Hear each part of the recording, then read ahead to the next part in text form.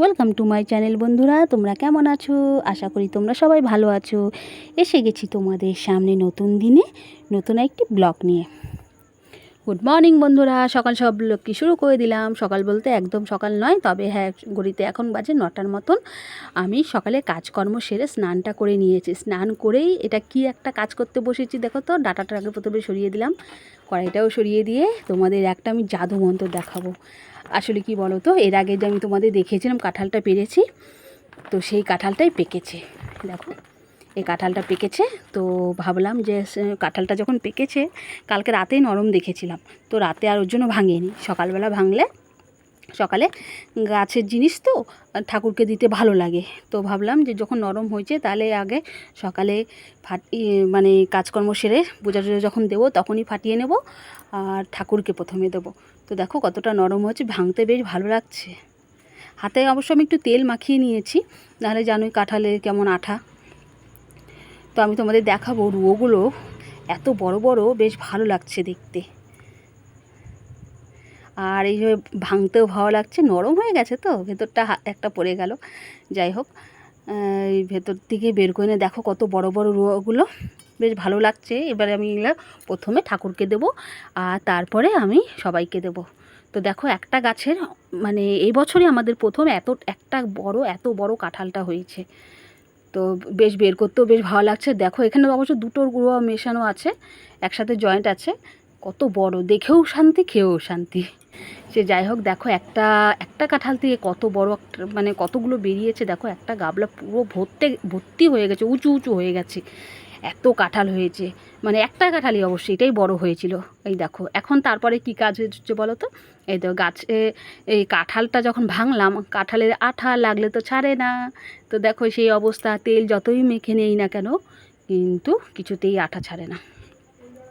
তো এই কাগজ দিয়েই আমি আঠাটাকে ছুটানোর চেষ্টা করছিলাম, কারণ যেটাতে হাত দিচ্ছি আঠা আঠা লেগে যাচ্ছে। তো আজকে আবার একটু বেরোনোও আছে, তাই সকাল সকাল এইসব করে রান্না বান্না করে খেয়ে দিয়ে একটু বেরোবো। তো চলো এসব করে দেখো যে আমাদের খাওয়া দাওয়া হয়ে গেছে। এখন বাজে ঘড়িতে প্রায় দুটোর মতন বাজে। এখন আমি যে তৈরি হয়ে গেছি, রেডি হয়ে যাচ্ছি। কোথায় যাবো বলো তো? একটু ঘুরতে যাবো। আসলে অনেক দিন ধরেই তো ঘোরা ঠিক মতন হয় না, হয় আবার হয় না। তো ভাবলাম আজকে অনেক দিন পর বাবাকে বললাম, তাহলে চলো একটু যাই, ঘুরে আসি।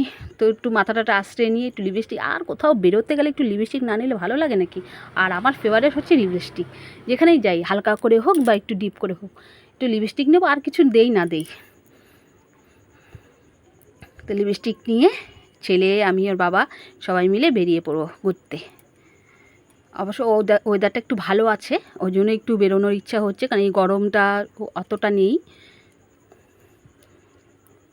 তো লিপস্টিকটা পরে আবার একটু কাজলটাও নিয়ে নিচ্ছি। আর মেয়েরা তো জানো একটু সাজগোজের একটু নেশা হয়েই থাকে। সে যাই হোক, কোথায় যাব সেটাও আমি তোমাদের পরে আস্তে আস্তে বলছি।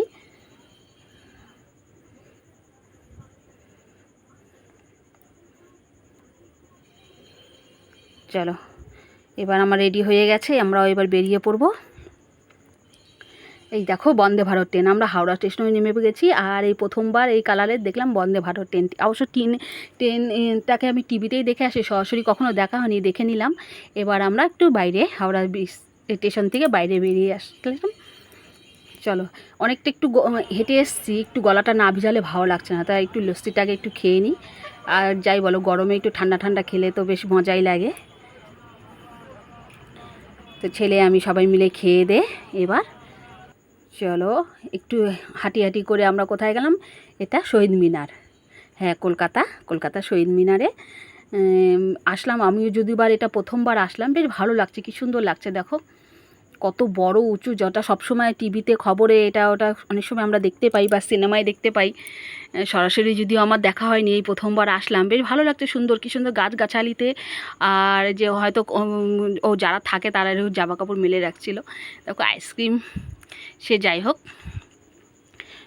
এই সামনের দিকটা যাচ্ছি। বেশ ভালো লাগছে, সাজানো গোছানো আছে, বেশ ফুলের গাছ টাছ, সুন্দর লেগেছে, একটু বসার মতন একটা পরিবেশ আছে। এই যে শহীদ মিনার,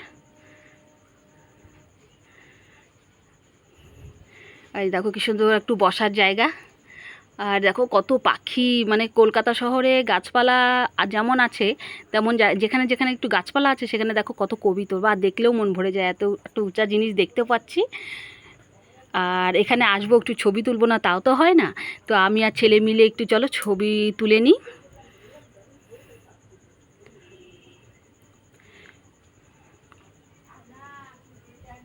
ছবি তুলে নিয়ে দেখো আমার ছেলেও কি পোজ দিচ্ছে। আর এখানে বসে থাকতে থাকতে এত ভালো লাগছিলো, কি সুন্দর হাওয়া। দেখো পেছনের দিকে কত লোকজন দেখা যাচ্ছে না, আসলে তারা কি বলো তো, তারা এই যে চাকরির জন্য যে আন্দোলন হয় তাদেরই কিছু লোক এখানে আছে। ওই সব পোস্টার টোস্টার আছে, ওই আন্দোলনকারী এরাই আছে, সে যাই হোক। আর এই যে এখানে দেখো একটা কাকা কি সুন্দর স্টোভটাকে জ্বালাতে পারছিল জন্য এই মহিলাটি বেশ সাহায্য করলো, আর হেসেই যাচ্ছে। আসলে কি বলো তো, প্রচণ্ড হাওয়া দিচ্ছে, আর উনি বুঝতে পারছেন না যে একটু ঘিরে তারপরে থাকলে স্টোভটা ভালো জ্বলবে। তো এইসব দেখতে দেখতে অনেকটা সময়ও কেটে গেলো, আর ভালোও লাগছিলো, এখান থেকে উঠতেও ইচ্ছা করছিল না, মনে হচ্ছে কি অনেকক্ষণ যেন থাকি। কিন্তু ওইখানে তো বসে থাকলেও তো চলবে না, অনেকক্ষণ বসে থাকার পরে যে আমি তোমাদের দেখাচ্ছি কি সুন্দর। আর পেছনটা একটু দেখাবো, মানে হচ্ছিলো যে কবিতরগুলো যদি ধরতে পারতাম কি ভালো লাগতো।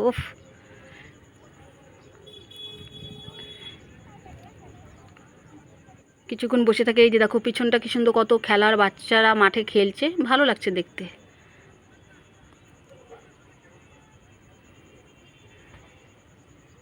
আর ঠান্ডা ঠান্ডা হাওয়া দিচ্ছে, আর তার মধ্যে এরকম খেলছে। সত্যি বিকালটা এত সুন্দর কাটছে, মানে বলা বাহুল্য। তো চলো এবার কিছুক্ষণ তো থাকলাম, এবারে আর একটু এগোনো যাক। আমরা এবার চলে এসেছি কোথায় বলো তো, নিউ পার্ক। এই মলে ভেতরটা একটু ঘুরে ঘুরে দেখলাম।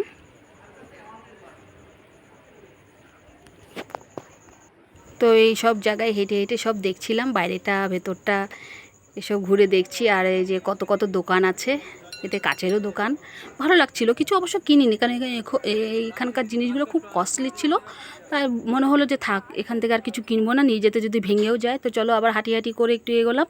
এবার যাব কোথায় বলো তো, আমরা দেখো যাওয়ার পথে দেখতে পাচ্ছি কি সুন্দর ঘোরাতে করে পুলিশগুলো যাচ্ছে, বেশ ভালো লাগছে না, মজা লাগছে না? এরকম তো অনেক সময় আমরা টিভিতে দেখতে পাই, মানে সিনেমা দেখতে পাই, সচক্ষে দেখতে পাচ্ছি, বেশ ভালো লাগছে, ঘোরা করে কি সুন্দর যাচ্ছে। সব দেখতে দেখতে চলো এবার আমরা যাচ্ছি, এটা হচ্ছে সরকারি বাস স্টেশন, বাস স্ট্যান্ড। এখানে কিছুক্ষণ বসে থাকলাম, বসে বেশ ভালো লাগছিলো, গাছপালায় একটু ফাঁকা নিলিবিলি জায়গা ছিল। আসলে ভিড়ভাড়টা তো সবসময় ভালো লাগে না। তো তিনজনে মিলে একটু সময় কাটতে কাটতে আমি আবার দেখতে গেলাম ট্রাম গাড়ি, বেশ দূরে ছিলাম তখন দেখতে দেখতে, তারপরে কাছে আসলাম, তখন দেখলাম চলে গেল। তা কিছুক্ষণ দাঁড়ানোর পর দেখতে পাচ্ছি আবার একটা আসছে, চলে গেল।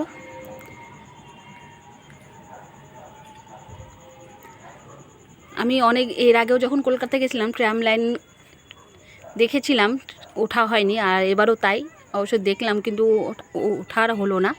সে যাই হোক, বাচ্চাটা কি গান গাইছে, আমার ছেলেও খুব খুশি যে সব দেখে। ট্রাম বেশ ভালো লাগছে দেখতে,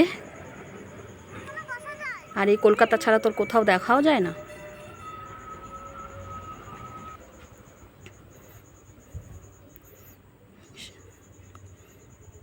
লাইনগুলো গেছে, আর এখানে দেখো আর একটা ট্রাম আছে, যেহেতু এটা বাস স্টপিস, সরকারি বাস স্টপিস, তাই সেইখানে আছে, ওটা বন্ধও আছে, যে আর আটকানো আছে দেখলাম। এসব ঘুরে দেখতে দেখতে পরিবেশটা বেশ হাওয়া দিচ্ছে, দেখো গাছপালাও নড়ছে, কি ভালো লাগছে, উফ।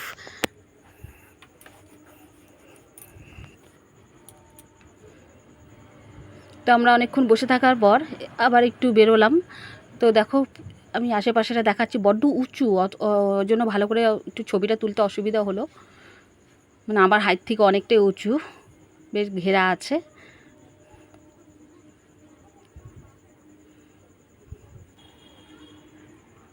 চলো অনেকক্ষণ ঘোরা হলো, এবার ওই যে দেখাই, দেখো কি সুন্দর, মনে হচ্ছে এটা সত্যিকারের পাখি বসে আছে, কিন্তু না, এটা একটা শো। তারপরে চলে গেলাম আমরা কোথায় বলো তো, এবার আমরা আসলাম খেতে। তো আমার ছেলে ফিশ কাটলেটটাই খাবে, ওকে সেটাই দেওয়া হলো। আর ও খাচ্ছে, ওর কাছ থেকে আমি আবার একটু নিয়ে খেয়ে দেখলাম কেমন করেছে। না, খুব সুন্দরও করেছে কাটলেটটা। আর আমি নিয়ে নিচ্ছি স্যুপ, চিকেন স্যুপ আর পাউরুটি, চিকেন স্যুপ আর পাউরুটি। আর ওর বাবা নিয়েছে এই যে পরোটা আর পনিরের কি আর এসব। আমি আবার একটু খেয়ে দেখলাম কেমন, দেখলাম যে বেশ ভালোই আছে। সব খাওয়া দাওয়া শেষ করে, এই যে দেখো খাওয়া দাওয়া শেষ করে নিয়ে এবার বেশ রাতের বেলা কলকাতা শহর তো জানোই আলোয় ঝলমল করে, মানে মনে হয় যেন তাকিয়েই থাকি, কিন্তু তা থাকলেও হবে না, এবার আমাদের বাড়ির দিকে আসতে হবে। তো আমরা আবার স্টেশনে চলে আসলাম। তো আজকের মতো আমি ভিডিওটি এখানেই শেষ করলাম। তোমরা সবাই ভালো থেকো, সুস্থ থেকো। তোমাদের সাথে দেখা হবে নতুন একটা দিনে নতুন একটা ব্লগ নিয়ে। ততক্ষণে যেন ধন্যবাদ।